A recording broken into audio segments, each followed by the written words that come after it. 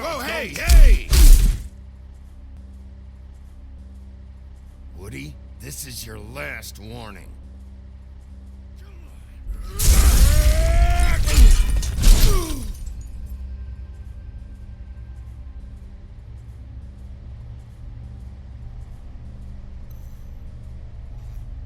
This is Bigby Wolf. Looks like he's having a bad day, huh? Nope. Just another night in New York City for Fabletown's sheriff. You see, Bigby Wolf, yeah, I said Bigby Wolf, isn't just some grizzled detective. He's the big bad wolf himself. You know the one. The three little pigs, huffing and puffing, Little Red Riding Hood maybe? And this little corner of the city, it's home to fairy tale characters, fables, exiled from their homelands and forced to live among us, the Mundies, hiding in plain sight with the help of expensive spells called glamours.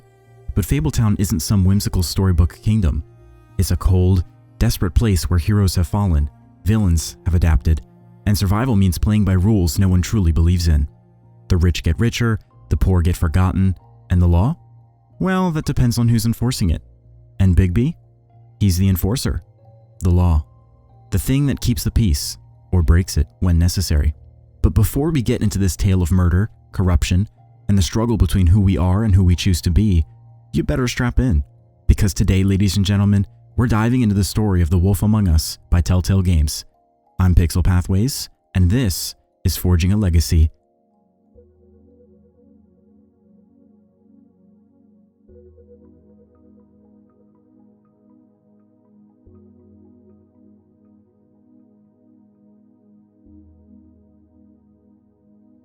Once upon a time.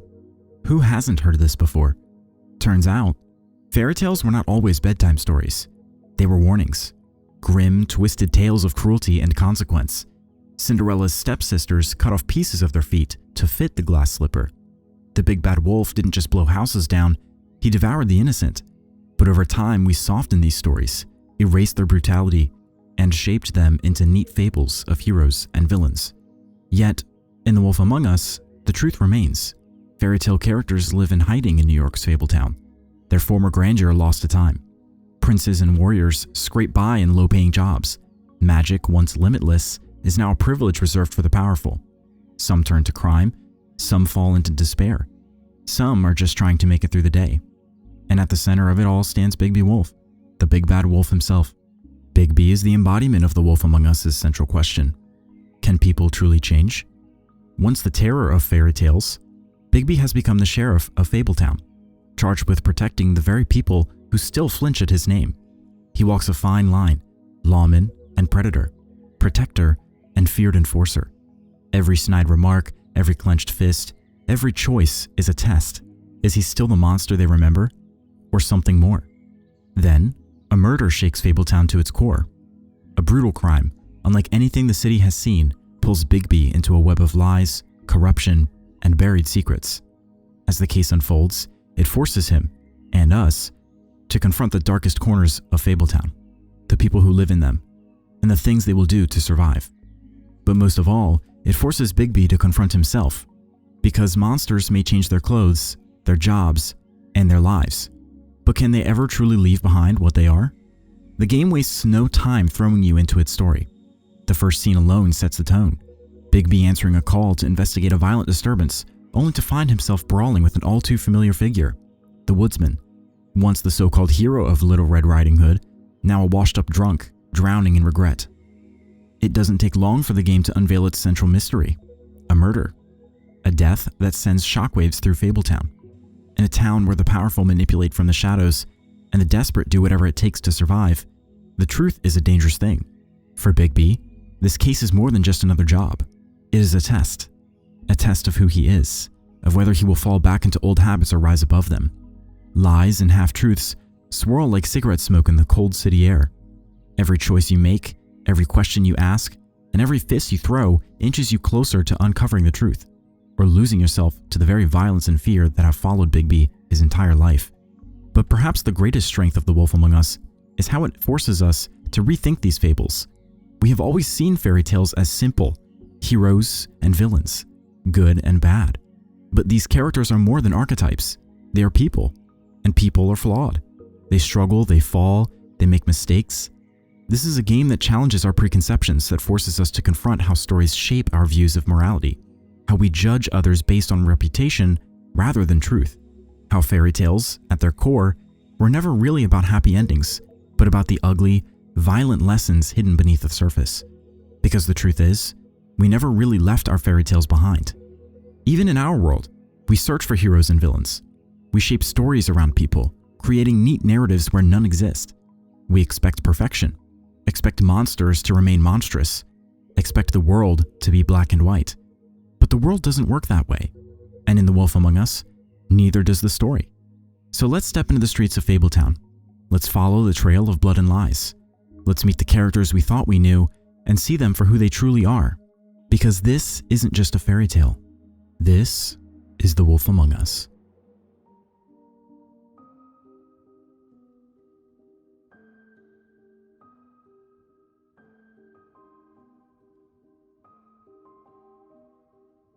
At the heart of The Wolf Among Us lies a legacy of innovation and storytelling excellence, a game crafted by a team of visionaries who redefined what narrative-driven gaming could be.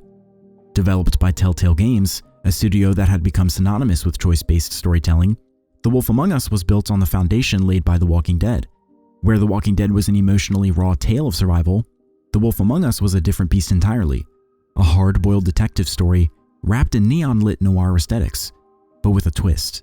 It starred the very fairy tale characters that had been passed down for generations. The game was adapted from Fables, the critically acclaimed comic series created by Bill Willingham, which reimagined classic fairy tale characters living in exile in modern-day New York. Telltale saw Fables as the perfect source material for one of its signature narrative adventures, a setting that could blend fantasy with reality, crime with fable, and morality with myth. The game's visionaries sought to capture not just the aesthetics of a noir thriller, but also the thematic weight of its premise. What happens when characters built from myth and folklore are forced to exist in a world of rent payments, crime syndicates, and cold bureaucracy?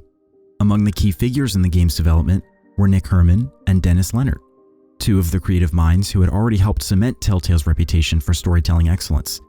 Both had played pivotal roles in The Walking Dead, with Herman serving as a lead cinematic artist and Leonard as a director.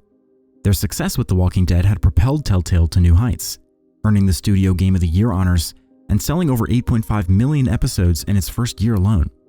The overwhelming success of that title set an almost impossible standard for what came next. The Wolf Among Us had originally been scheduled for release in early 2012, but was delayed multiple times.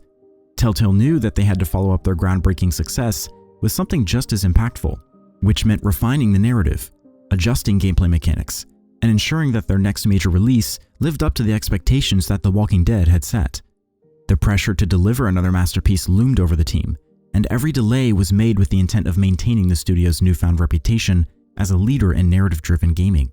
The team was deeply inspired by the original Fables comics, but worked to craft a prequel story that would feel accessible to both longtime fans and newcomers alike. Set decades before the events of the comics, the game gave players the chance to step into the world of Fabletown at a pivotal moment, exploring a murder mystery that unraveled the fragile balance holding this secret community together. Despite the game's strong narrative, its production faced several hurdles. Originally, the game was intended to have a much stronger emphasis on detective mechanics, mirroring the procedural storytelling of classic noir films.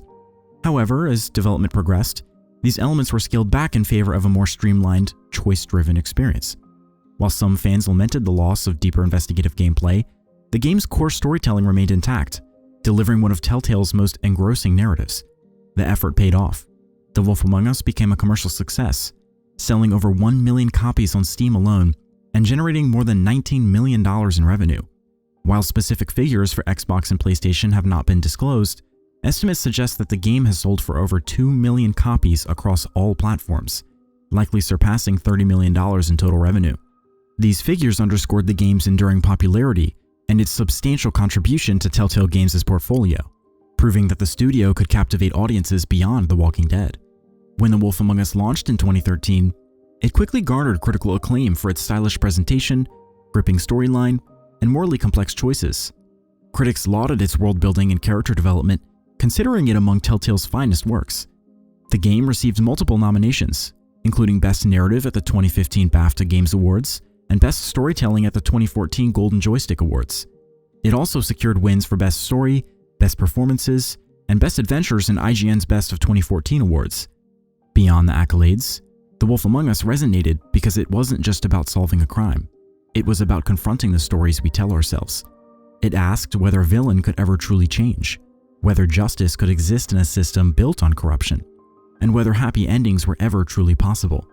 For years, fans clamored for a sequel, eager to return to Fabletown and step once more into Bigby's shoes. The world of The Wolf Among Us left a lasting mark, and its mysteries felt far from over. At its peak, Telltale seemed poised to deliver, officially announcing The Wolf Among Us 2 in 2017. But before that story could unfold, another one came to a close. The studio that had brought Fabletown to life was about to meet its own grim ending.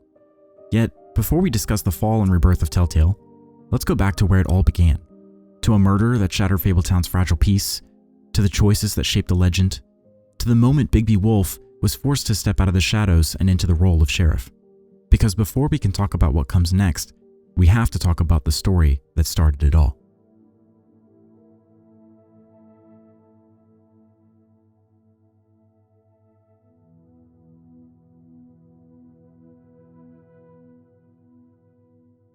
How about a proper introduction now? This is Bigby Wolf, and like many others, he is a fable living within Fabletown, a hidden community of fairytale characters who have fled their homelands and now live among humans, also referred to in the game as Mundies. To blend in, fables must use glamours, a costly magic spell that disguises their true forms. But not all fables can afford it, and those who can't are sent to the farm, an isolated refuge for non-human fables. Bigby Wolf, once the infamous Big Bad Wolf, now serves as Fabletown's sheriff, walking the line between protector and enforcer. His past is a burden, and no matter what he does, many still see him as the monster he once was. Our story begins with Bigby responding to a call from Toad, the struggling landlord of a cheap apartment complex. He reports a disturbance. The woodsman, once the hero of Little Red Riding Hood, is wreaking havoc in one of the rooms. Bigby arrives to find him mid-rage, attacking an unknown woman perceived to be a working girl at the woodman's mercy. After defeating the woodsman in a very gruesome, dignifying fight, this unknown person thanks Bigby and offers a few cryptic words. You're not as bad as everyone says you are. This single line will echo throughout the entire game. Later that night, Bigby returns home, where he has a brief but poignant encounter with Beauty, sneaking out of the apartment complex and begging him not to tell her husband, Beast. Inside, Bigby shares a quiet moment with Colin, one of the three little pigs who serves as a reminder of his past. Colin questions whether Bigby has really changed or if he's just pretending to be something he's not. But everything changes when Snow White, Bigby's closest ally and Fabletown's assistant to the mayor, knocks on his door. Together, they step outside to make a horrifying discovery. You slowly lift the coat jacket of a security officer, revealing the severed head of the woman you just saved. And just like that, the mystery begins. At the Fabletown business office, we are introduced to several new characters. As you approach the room, you are stopped and chastised by several unknown faces to us, signifying the disparity between the sheriff and those he serves. When we enter the room, we discover Snow is in a rapidly deteriorating discussion with Ichabod Crane, the mayor of Fabletown, known to be selfish, self-centered, and cowardly. We are also introduced to Buffkin, a creature from the land of Oz, seen as the information assistant at the district office. Bigby, Buffkin, and Snow investigate Faith's identity, discovering she was once known as Donkeyskin, a princess who fled an abusive father and fell into hardship, although now she lives under the name of Faith. With our victim finally named, we can move on to the next step in the process, notifying friends and family. Using the magic mirror, the same one known from the story of Snow White, they glimpse her husband, Prince Lawrence, sitting motionless near a bloodied knife. Bigby rushes to investigate, but another emergency call diverts him to Toad's apartment, where someone has been ransacking the woodsman's belongings. Depending on the player's choice, Bigby either saves Prince Lawrence in time or finds him dead, a casualty of whatever forces are at play. Within the closet of the home, we are ambushed by an unknown assailant who flees the site. Upon successfully chasing and cornering said person, we are introduced to the Tweedle brothers, Dee and Dum, who catch us off guard and escape.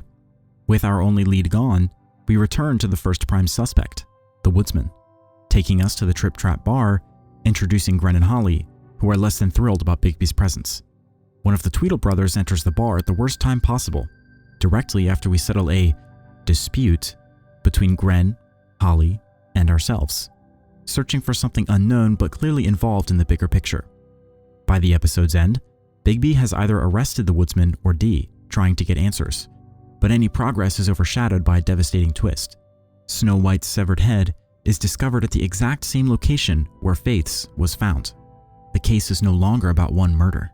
Episode 2 picks up in the aftermath of Snow White's apparent murder.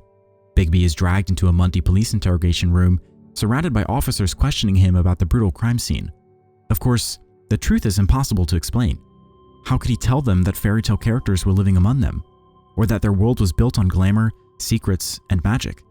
Just as things seem dire, Ichabod Crane arrives, his usual smug arrogance replaced by urgency. He casts a powerful memory wiping spell, knocking out and erasing the past 24 hours from the minds of every Mundy in the building. Bigby and Crane leave, but the conversation that follows is tense. Crane criticizes Bigby's methods, accusing him of making things worse, and reminding him that they can't afford to attract attention from Mundys. Bigby, already exhausted and reeling from the murder, is forced to listen to Crane's usual spineless complaints before finally returning to the woodlands. Back at Fabletown's business office, it's time for interrogation. Depending on who was arrested at the end of episode 1, either the woodsman or Tweedledee, the interrogation unfolds in different ways. But regardless of the suspect, Bigby is given a choice: handle things by the book, showing restraint and carefully navigating the conversation, or embrace the brutality, letting his rage and reputation as the big bad wolf take over. Standing beside him is Bluebeard, an influential and sinister figure in Fabletown's government. He insists that violence is the only way to get the truth, a man of power, wealth, and blood-soaked history. Bluebeard embodies the corruption within the city's leadership. He enjoys watching Bigby teeter on the edge, pushing him towards the monster he used to be. As Bigby questions the suspect, every action builds on his reputation. Does he continue walking the fine line between law and violence, or is he just a beast pretending to wear a badge? No matter how the interrogation unfolds, a sudden knock interrupts them. The door opens, revealing Snow White, alive. Shaken but relieved, Bigby follows Snow out of the office. She quickly explains the body found outside the woodlands wasn't her. The murdered Fable had been wearing a glamour transformed to look like her. But why? To uncover the truth, Bigby and Snow investigate the body, which has been kept in Dr. Swinehart's morgue. There, they make a disturbing discovery. The body belongs to Lily, the missing sister of Holly, the bartender we met earlier at the Trip Trap. Lily had been working as a working girl, and her last moments were spent wearing a magically altered disguise to look like Snow. Inside her pockets, they find 2 crucial clues. For one, a glamour tube with the decor of a white deer. Opening the tube reveals what's inside: a photograph of Snow White alongside strands of her hair. The magic behind the glamour requires a piece of the person's identity, meaning someone had been collecting pieces of Snow. But one thing stands out the most: Lily's lifeless hands are clutching a bouquet of purple lilies, only discovered by prying her hands apart. Bigby and Snow now have a lead. Lily works at a place called the Pudding and Pie. This location, seemingly a strip club, is a place of control, a prison disguised as an escape, run by the ruthless Georgie Porgy, where women like Faith and Lily were forced to work, bound by unseen chains. Upon arrival, Bigby is greeted by Vivian, one of the club's workers. But it's not long before Georgie himself appears, lounging lazily, oozing arrogance, completely unfazed by Lily's death. Georgie mocks Bigby, dismissing his questions, until one of the club's workers, Hans, reveals innocently that there's a book containing every girl's appointment details. When pressed about this discovery, he suddenly becomes defensive. At this point, players can choose how Bigby responds.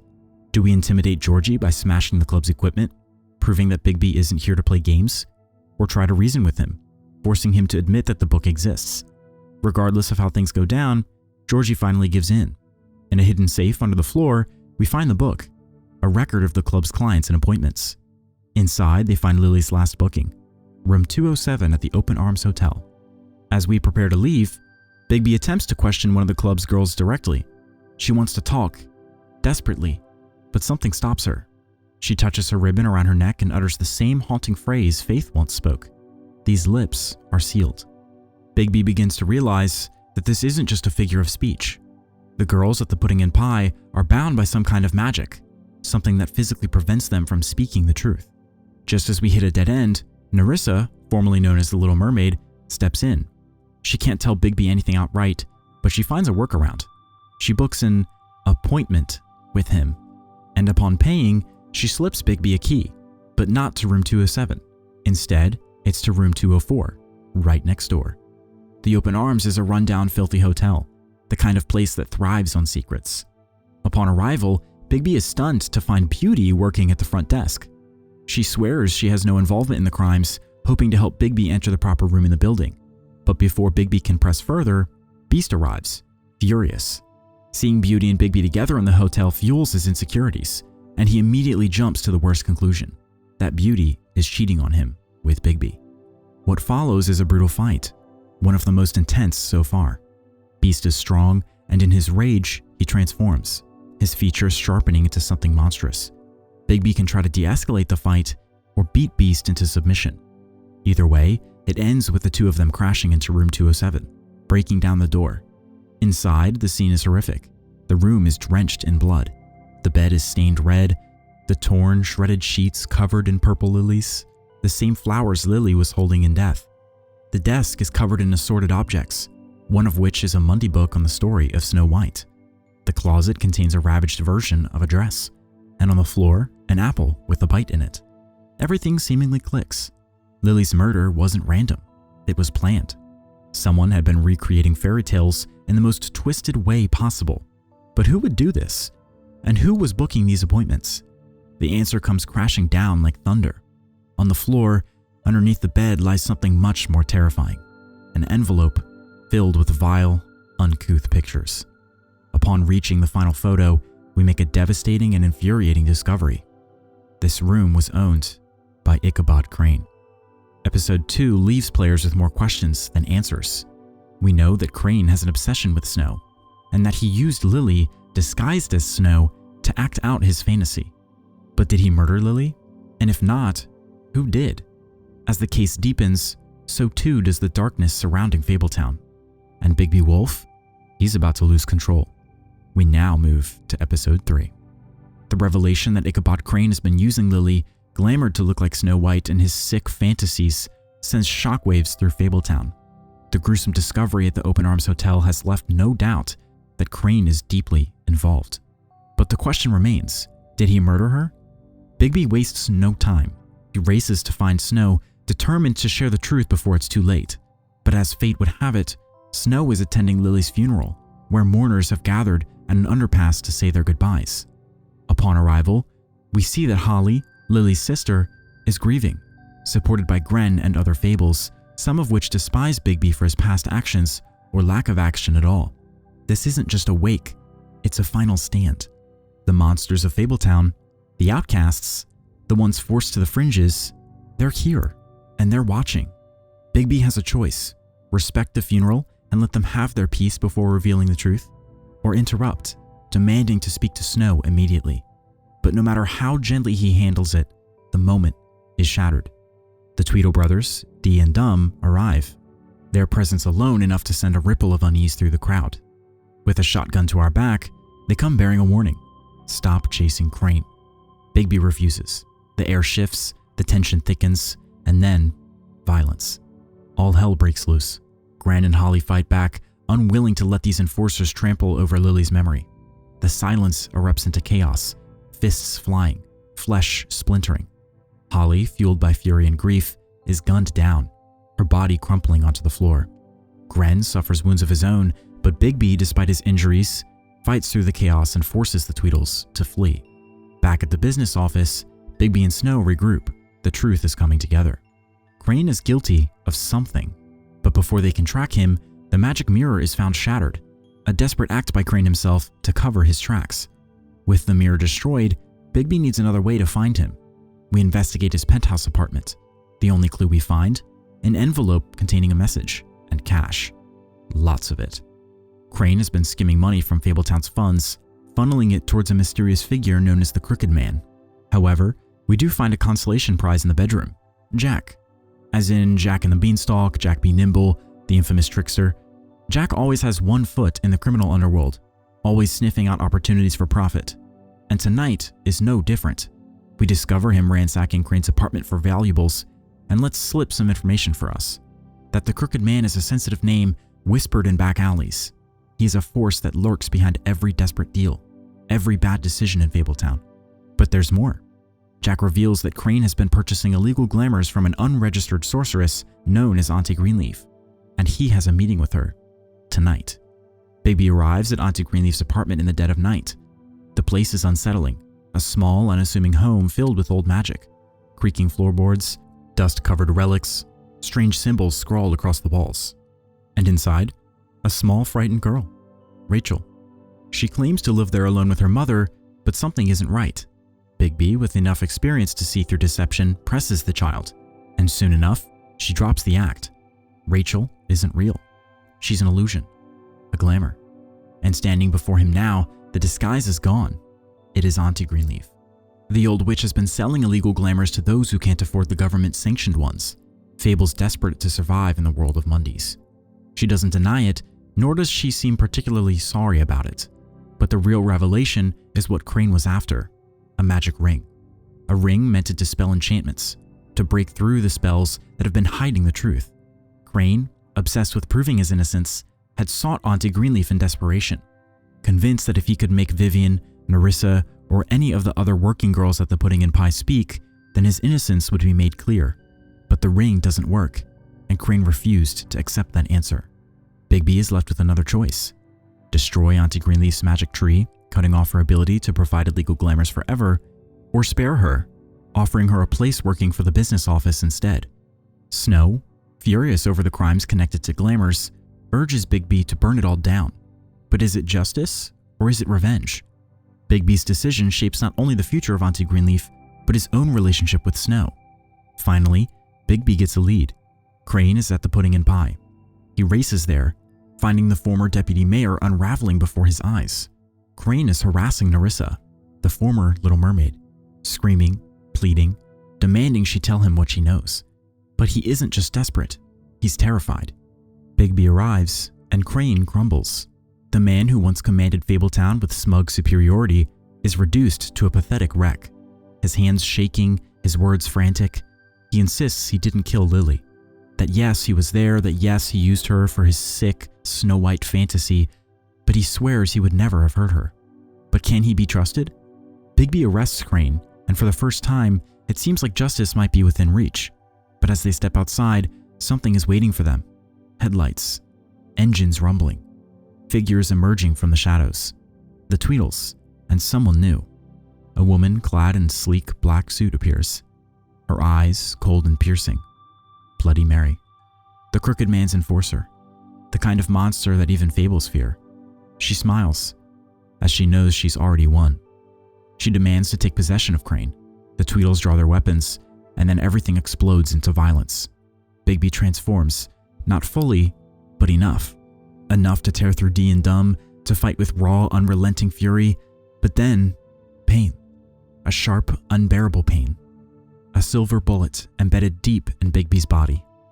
Bloody Mary stands there still smiling, holding the smoking gun. And just like that, the fight is over. Bigby collapses, Snow screams, Crane is taken, and Fabletown's greatest protector is left bleeding in the street. The case has taken its darkest turn yet. Crane is gone, dragged into the shadows by forces more powerful than he ever understood. The Crooked Man, once a whisper, is now a looming, undeniable threat. And Bigby, for the first time since taking the job as sheriff, he might actually lose. Fabletown is more corrupt than he ever imagined, and the worst is yet to come. Episode 4 reveals that Bigby Wolf is broken, but alive. The silver bullet from Bloody Mary nearly killed him, leaving him barely able to stand. His body, despite its supernatural resilience, is pushing its limits. The fight left him scarred, slower, and weaker than before. The Crooked Man has made his move, and Bigby was paying the price. Back at the business office, Dr. Swinehart tends to his wounds. The doctor warns Bigby that even he is not invincible. His body can only take so much. If he keeps this up, it won't be long before something finishes the job. But rest is a luxury that Bigby cannot afford. The Crooked Man is still out there, and Crane is gone. The web of control, manipulation, and fear is closing in. And at its center is a name that keeps coming up. The Crooked Man. Just as Bigby regains his footing, an unexpected phone call signals his next lead. We return to Beauty and Beast, a couple that once lived in a grand castle but now struggles to maintain their fairy tale lifestyle in the real world. What follows is one of the most important conversations in the entire game. Beauty and Beast reveal that they have fallen into debt, desperate to hold on to their past lives of wealth and nobility. They turn to the Crooked Man for help. He offered them loans, support, a way to keep their lifestyle afloat, but nothing comes without a price. In exchange, they were forced into odd jobs for him, assignments they didn't question. Every missed payment, every late fee, only buried them deeper into his grasp. Bigby can respond with sympathy or condemnation, but no matter what, the message is clear. The Crooked Man owns people. He doesn't just deal in crime, he preys on the desperate. And now Bigby has a lead: Beast's place of work. Bigby follows the next clue to Johan's butcher shop, a seemingly ordinary business, but inside it's anything but. Johan the butcher is a nervous wreck. At first he tries to play dumb, pretending not to know anything. But the more Bigby presses him, the more it becomes clear. This shop isn't selling meat. Johan doesn't run this place, and he is a prisoner in his own store. He was forced into compliance. His shop turned into a front for the Crooked Man's operations. In the back room, Bigby discovers a full-fledged magical supply factory. Illegal glamours, spells, contracts, and black market fable items are all being created here. The Crooked Man has control over magic itself. Every desperate fable looking for a way to survive, they all end up here, forced into servitude under his rule. And worst of all, there's no way out. Johan, despite his cooperation, is trapped in this nightmare. Bigby can destroy the shop, show sympathy, or threaten Johan, but the truth remains. The Crooked Man has his hands in everything. Now Bigby has another lead: the Lucky Pawn. If the butcher's shop was where the magic was made, then the Lucky Pawn is where it was sold. This means that the odds of the mirror shard being there, once in Crane's possession, are high. Bigby arrives at this trading hub, where stolen goods, rare fable artifacts, and the Crooked Man's influence are on full display. Waiting for him, the Jersey Devil. Jersey runs the place, overseeing the Crooked Man's dealings with an iron fist, and he's expecting Bigby. The air is thick with tension. The woodsman is here too, searching for his lost axe, the same axe that Bloody Mary used in the fight for Crane the previous night. A heated argument breaks out. Jersey insults Bigby, mocks him, tells him he's already lost, and then a full-blown fight erupts. The fight is brutal. Jersey morphs into his true form, a twisted, antlered beast with glowing eyes and razor-sharp claws. But Bigby doesn't back down. With the woodsman's help, they take him down, retrieving the missing mirror shard stolen by Crane. Beaten and bloodied, Jersey laughs. He tells Bigby the truth. The Crooked Man isn't just running a crime ring, he owns Fabletown. The laws don't matter, justice doesn't matter, and the Crooked Man controls who lives and who dies. And Bigby? He's already too late. But Bigby has what he came for: the mirror shard. It's time to put the mirror back together. Back at the business office, Bigby and Snow reassemble the magic mirror. Finally able to track down Ichabod Crane, the mirror reveals the truth. Crane is being taken away. Bloody Mary, acting on the Crooked Man's orders, is sending Crane off to Paris. He's out of the picture, a pawn being discarded. Bigby doesn't have time to care. What matters now? Finding the Crooked Man. But there's one problem. The Crooked Man's lair isn't in one place. It moves. A magical door constantly shifting locations, appearing and disappearing like a phantom in the city.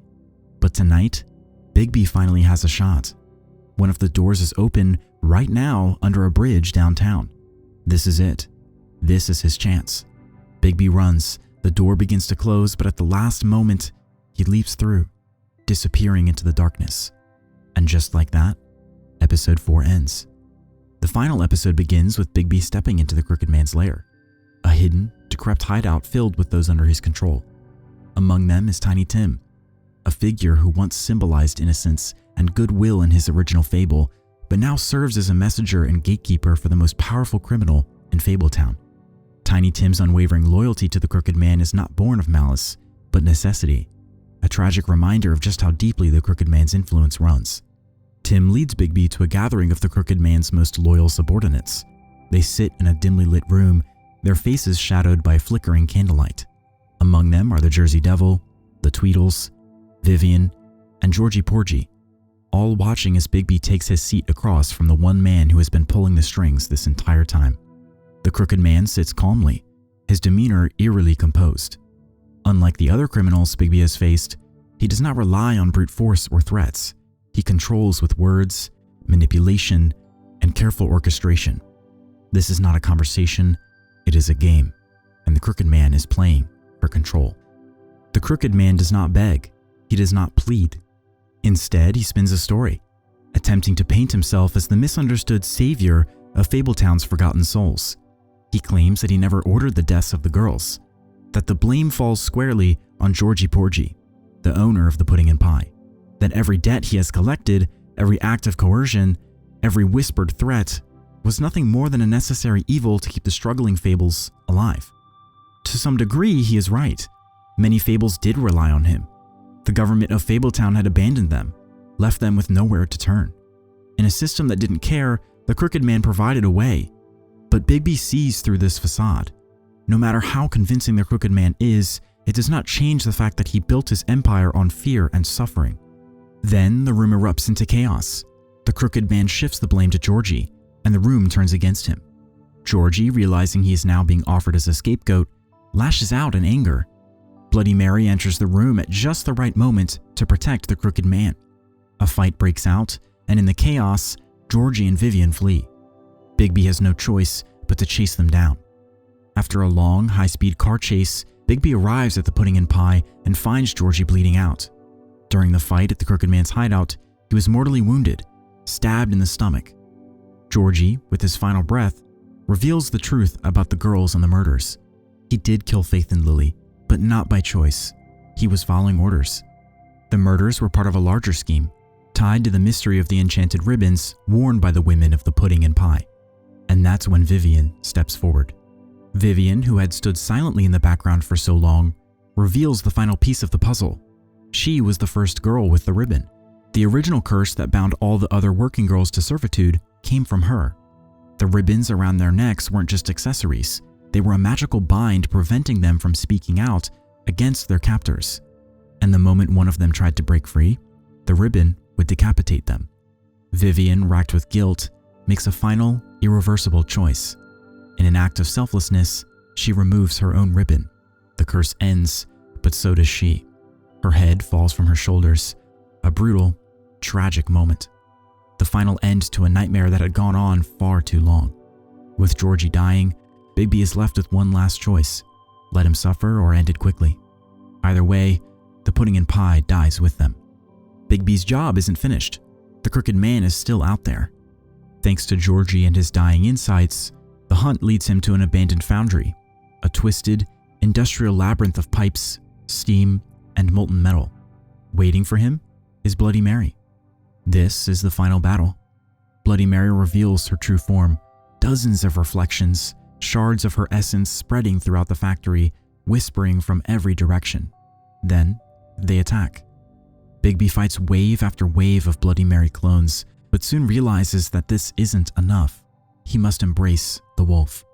Bigby undergoes his final transformation, becoming the full, legendary Big Bad Wolf. The battle ends in a gruesome climax. Bigby finds the real Bloody Mary among her shattered reflections and rips her apart.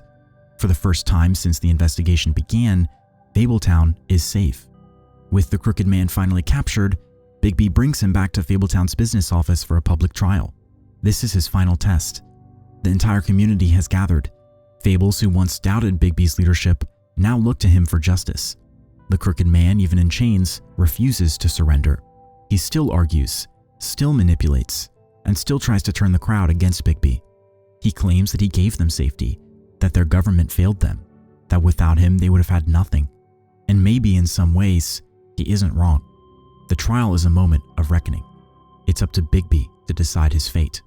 For one, he could tear his head off, giving in to his past instincts and proving to Fabletown that the Big Bad Wolf still lurks within. Or he could throw him down the witching well, a bottomless pit where all fables who have passed are sent, ensuring that the crooked man will never return. Or he could lock him up, proving that Bigby is more than just his past, that justice can be served without bloodshed. No matter the choice, the Crooked Man's reign ends, and for the first time in a long time, Bigby is truly seen as Fabletown's protector. As the episode ends, Fabletown begins to rebuild. With the Crooked Man's empire dismantled, Bigby walks through the city as something different. Not just the sheriff, but a leader. Fables greet him differently. They respect him. A familiar scene plays out, Bigby passing citizens attempting to enter the ever-busy district office, all who no longer shout their disparities at him, instead looking to him with smiles or respect. But that doesn't mean everything is perfect. Bigby is still forced to enforce the law, even when they hurt. He oversees Toad, TJ, and potentially Colin's departure to the farm despite their pleas. Fabletown still has rules, and he can't bend them, not even for friends. And then, one last conversation. Nerissa standing in the rain, waiting for Bigby. She tells him the final truth. She was the one who left Faith's head on the doorstep. She knew it would spark an investigation. She knew Bigby would stop at nothing to uncover the truth. She admits she lied about witnessing the Crooked Man's confession. But then a realization hits. As Nerissa turns to leave, she repeats Faith's final words. You're not as bad as everyone says you are.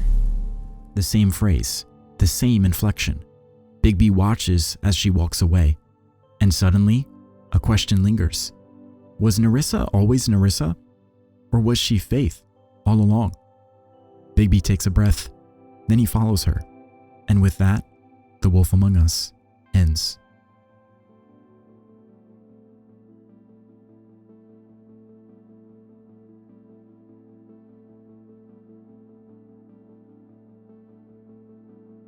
Fabletown is not a kingdom of magic and wonder.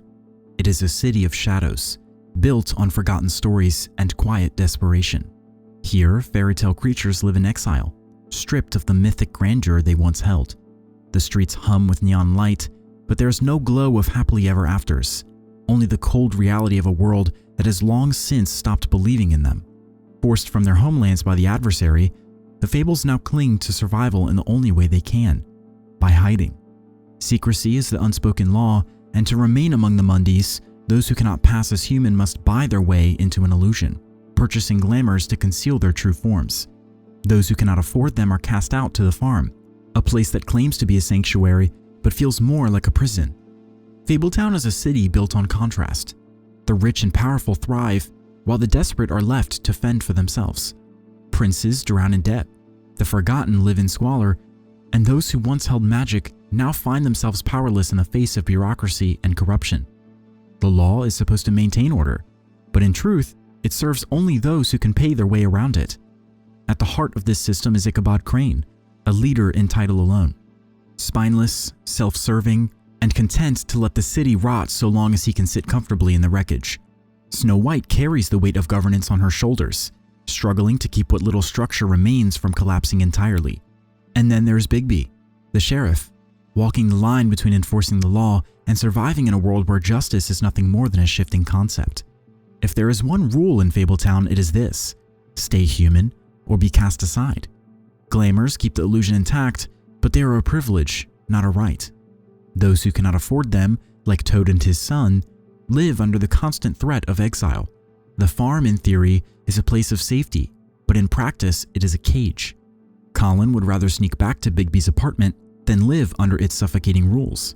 Toad clings to the hope that he will find a way to stay, unwilling to accept that his fate has already been decided. The law exists to maintain control, but all they really do is widen the gap between those with power and those without. Beyond the illusion of order, an entire world exists in the margins of Fabletown. The Trip Trap Bar is home to those who have been cast aside, monsters turned into drunks, bitter and forgotten. Holly watches over her own, her grief buried under sarcasm and exhaustion. Gren drinks to forget, to drown out the past, to dull the sharp edges of a life he never chose. But if the Trip Trap is where the outcasts gather, the pudding and pie is where the exploited are trapped. Georgie Porgy's club thrives off desperation, built on the suffering of those who have nowhere else to turn. Women like Lily and Faith were bound by forces greater than themselves, their voices stolen, their freedom a myth. And then, lurking just beneath the surface, is the Crooked Man. He does not rule with open force, nor does he need to. His power is in the deals he makes and the debts he collects, and the invisible strings he pulls from the shadows. His enforcers, Bloody Mary, the Tweedles, remind the city who truly holds control.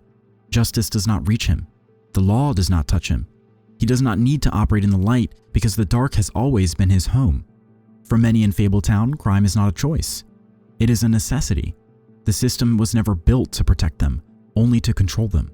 Some turn to the Crooked Man's network out of greed, but most do so out of desperation. The tragedy of Fabletown isn't just that it is broken, but that it was always destined to be. These fables were never meant to live in a world like this, stripped of their stories, of their purpose. They are left to navigate a reality that does not care for their myths. And in that way, is Fabletown really so different from the world we live in? The idea of glamour is more than just a magical spell. It is an illusion of power, a manufactured perception that dictates who is accepted and who is cast aside. In Fabletown, a glamour means survival, the ability to blend in, to remain part of the system. But in reality, we have our own versions of glamours. Wealth, status, appearance. These are the illusions that define how we are perceived, and whether we are allowed to exist comfortably in the world or are forced to live on the fringes.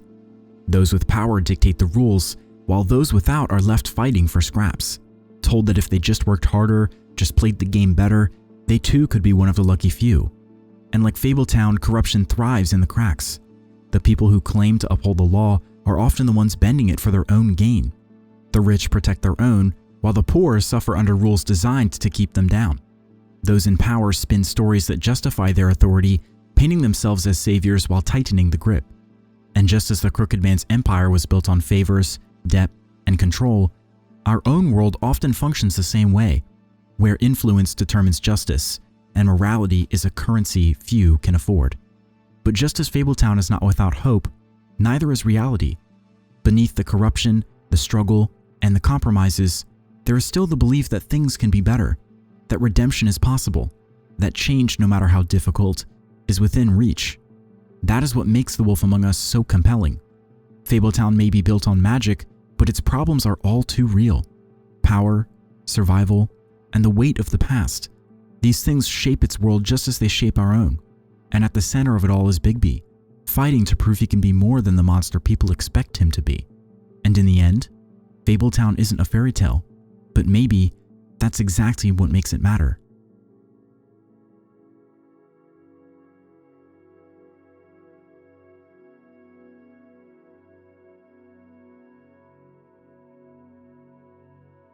At its core, The Wolf Among Us is more than a murder mystery. It is a game about identity, power, corruption, and the stories we tell ourselves to survive. It takes the fairy tales we know, the stories we grew up with, sanitized and simplified, and forces us to confront their harsher truths. In Fabletown, there are no simple heroes or villains, no clear lines between good and evil, just people, flawed, desperate, trying to carve out a place for themselves in a world that doesn't care about them. Through its characters, choices, and narrative, The Wolf Among Us explores themes that resonate far beyond its neon-drenched streets.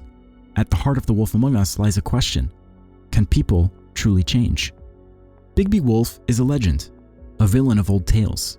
He is the shadow that stalked Red Riding Hood, the beast that terrorized the Three Little Pigs.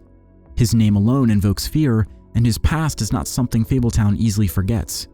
But Bigby is not just the big bad wolf anymore. He is the sheriff, tasked with protecting the very people who once feared him. Every choice he makes, whether he reacts with violence or restraint, whether he leads with justice or intimidation, shapes not only his story, but how the world sees him. Throughout the game, characters constantly remind him of what he used to be. Colin the pig, whose home he once blew down, drinks on his couch and calls him out for playing at being better.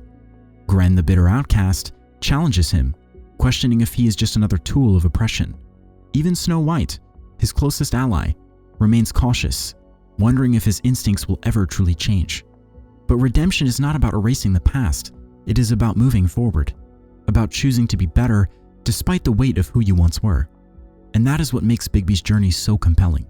He is not perfect. He slips, he struggles, and the world pushes him toward violence at every turn. But ultimately, he, and by extension the player, decides who he becomes. The question lingers until the very end. Is Bigby still the big bad wolf? or is he something else entirely? Fabletown is a city built on myths, but it operates under the same brutal truths as any real-world institution. The powerful stay powerful, and those without resources suffer. We see this in its leadership. Ichabod Crane, the acting mayor, is more concerned with covering his own mistakes than helping his people. The laws he upholds exist to maintain control, not justice. Snow White, though more capable, struggles against a system that resists change at every turn. And then there's the Crooked Man, the other side of Fabletown's broken system. Where the government fails its people, he offers solutions. A loan to keep a business afloat, protection from danger, but nothing comes without a cost. The Crooked Man thrives not through brute force, but through debt, through entangling people in obligations they can never escape. This cycle of power being wielded to keep people in line, of justice being a privilege rather than a right, is a reflection of the real world. The rich and connected avoid consequences, while the desperate turn to crime just to survive. Throughout the game, Bigby must decide how to handle this corruption. Does he work within the system, trusting that justice can prevail? Or does he break it entirely, taking the law into his own hands? And in doing so, does he become just another form of power? Another force that dictates right and wrong? From childhood, we are told that fairy tales teach us lessons, that good triumphs over evil, that justice is always served, that happy endings are real. But The Wolf Among Us dismantles that illusion. In Fabletown, princes are not charming, heroes are not selfless, and the monsters, they are just people, trying to live with their pasts. Take Beauty and Beast, the very image of a perfect love story, yet trapped in a toxic cycle of lies and financial desperation. Or Toad, a character who should be a comical sidekick, but instead is a struggling father who cannot afford the magic that keeps his son safe. Even Nerissa, the Little Mermaid, is no longer the wide-eyed dreamer longing for a new life. She is a woman burdened by choices, by trauma, and by a world that has left her trapped. The game forces us to confront how these stories have shaped our expectations, how we demand heroes to be flawless, how we judge people based on their past rather than their actions. It forces us to recognize that the neat, black and white morality of fairy tales does not hold up in reality, because the truth is we never left our fairy tales behind. Even now, we build stories around people, casting them as heroes or villains, shaping narratives that make the world feel simple, understandable. But life is never that easy, and neither is The Wolf Among Us. Justice at its core is a fragile thing. In Fabletown, it is not about what is right, but who holds the power to enforce it. Bigby walks a thin line between law and vengeance. His role is to uphold the law, but what happens when the law fails? When those who deserve punishment slip through the cracks? The Crooked Man's trial is the ultimate test of this theme. Does Bigby give him a fair trial, honoring the system that has failed so many? Or does he give in to the rage that has been building for 5 episodes, delivering justice with his own hands? The choice is left to the player, but the question lingers long after the credits roll.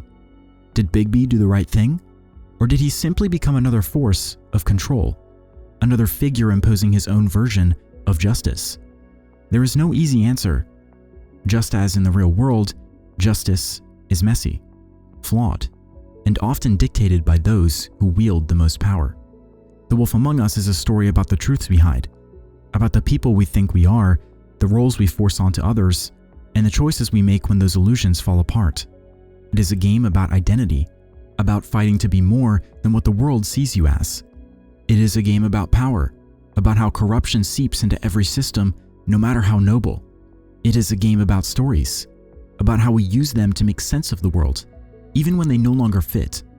And above all, it is a game about choice, because in the end, The Wolf Among Us does not tell you who Bigby is. It does not tell you who is good, who is bad, or what justice should look like.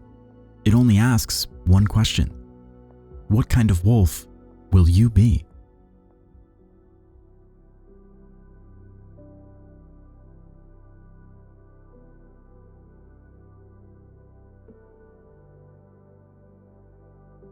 Telltale Games has long been praised for its ability to craft emotionally gripping, choice-driven narratives, and The Wolf Among Us stands as one of its crowning achievements. From its striking aesthetic to its unforgettable characters, the game excels in nearly every aspect. It isn't just a compelling detective story, it's a beautifully realized world filled with depth, mystery, and moral complexity. That's not to say it's perfect, because no game is, but The Wolf Among Us is one of those rare titles where its strengths far outweigh its flaws, delivering an experience that lingers long after the credits roll. Few games master choice-based storytelling the way The Wolf Among Us does. Every decision matters, not just in shaping the story, but in defining Bigby himself. Whether you play as a controlled and diplomatic sheriff or lean into his darker instincts, the world reacts accordingly. The game makes sure that your choices aren't just surface level. They shape relationships, influence how others perceive Bigby, and determine whether he's seen as a predator or a monster. While some major story beats remain inevitable, the way you reach them is entirely in your hands. The world of The Wolf Among Us is a breathtaking fusion of fairy tale fantasy and noir crime drama.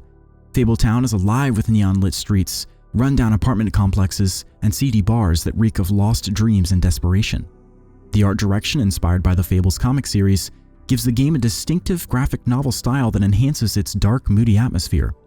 Every location feels intentional, whether it's the oppressive, dimly lit pudding and pie or the cozy yet melancholic Trip Trap bar. These aren't just settings, they're reflections of the people who inhabit them. At its core, The Wolf Among Us is a character-driven experience. Bigby Wolf stands as one of gaming's most compelling protagonists, a former villain seeking redemption while still battling his inner beast.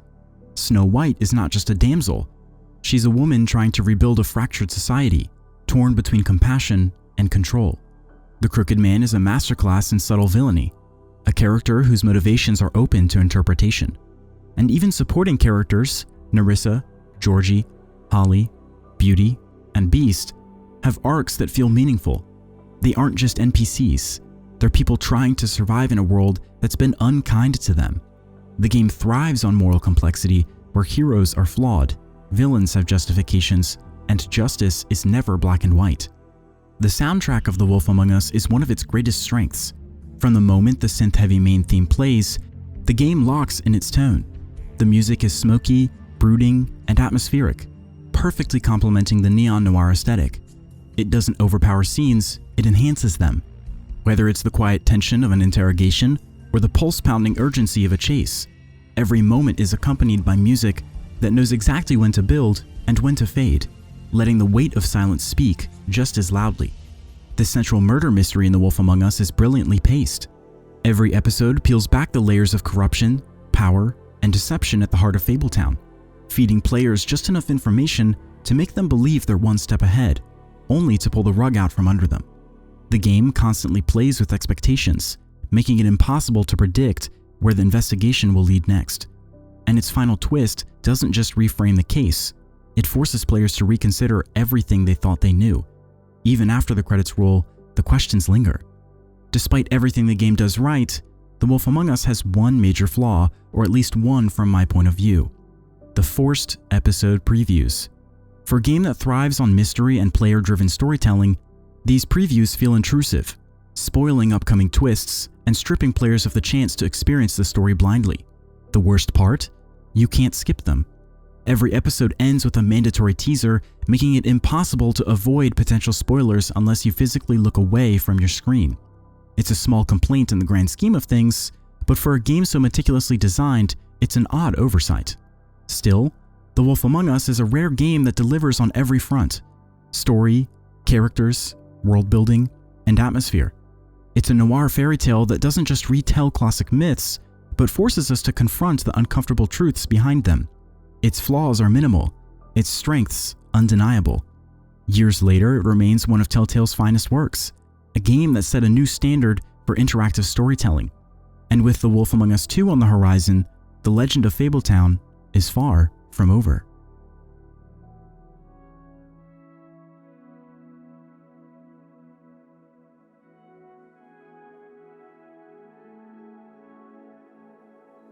At its core, The Wolf Among Us is more than just a detective story.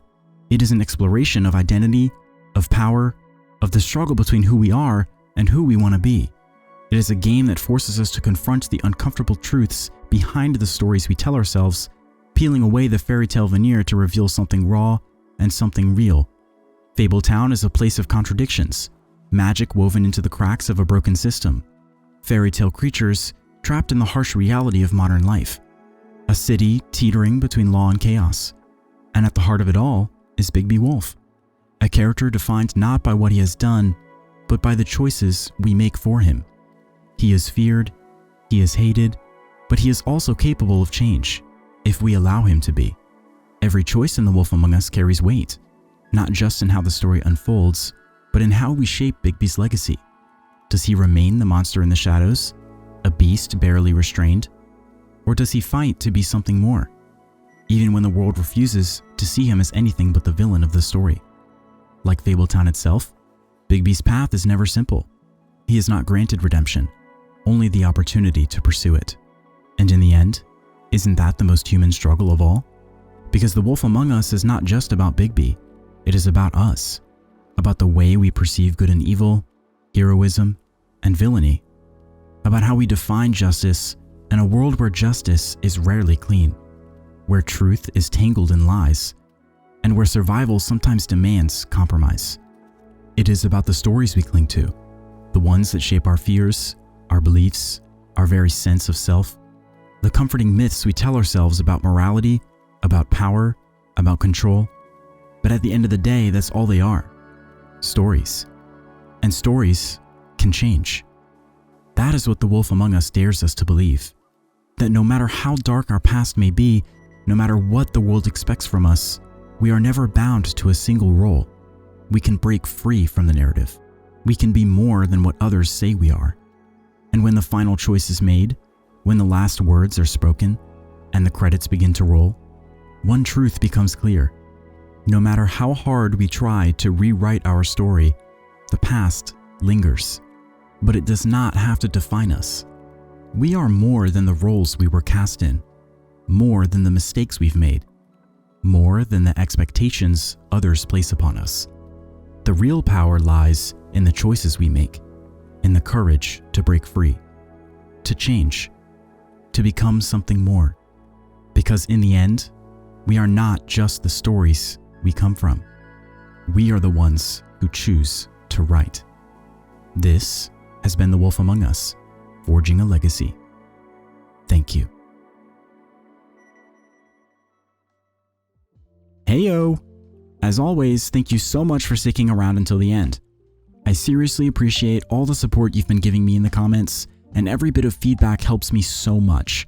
It's been incredible seeing this community grow. I'm constantly experimenting with new ideas and refining each video, all in the hopes of creating the best cinematic experience for you all. I know the story section in this one was long, but if you enjoyed the deep dive, let me know in the comments. And if there's a game you'd love to see get the retrospective treatment, or any suggestions in general, drop them below. I'm always open to ideas. As for what's next, the upcoming retrospectives are looking to be Satisfactory, Telltale's The Walking Dead Season 1, potentially Minecraft, Life is Strange, and others in the works. I was also recommended to play Soma, and I'm hoping to get that in as soon as I can. And as a final thing, thank you so much for your patience waiting for this video. YouTube has kind of thrown me into a midlife crisis, and this video just happened to be the one that I rethought everything I was doing for absolutely no reason, despite it being really great. Thank you so much for all your support, as it means the world, and as always, have a wonderful day.